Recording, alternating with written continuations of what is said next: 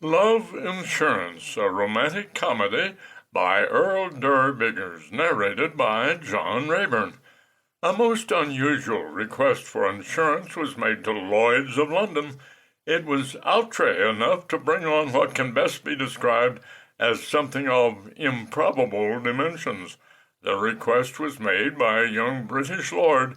He was engaged to an American heiress and was worried she might back out. An added part of the story is a guarantee there would be a sizeable payout if the ceremony stalls. The story of same can easily be called a delightful romantic comedy, and it wouldn't be surprising if you laugh out loud or at least chuckle frequently. So, just listen and thereby form your own definition of improbable. Chapter 1, A Sporting Proposition. Outside a gilt-lettered door on the 17th floor of a New York office building, a tall young man in a fur-lined coat stood shivering. Why did he shiver in that coat?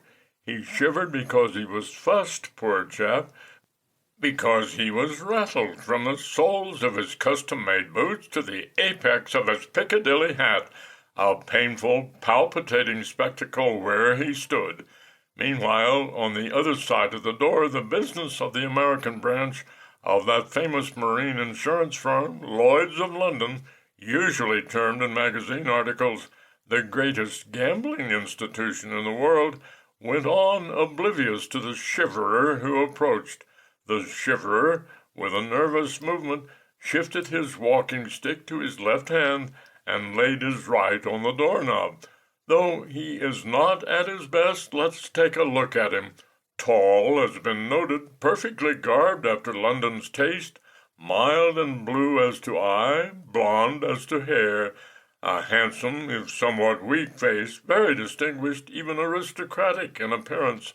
Perhaps the thrill for us Democrats here of the nobility, and at this moment sadly in need of a generous dose of that courage that abounds.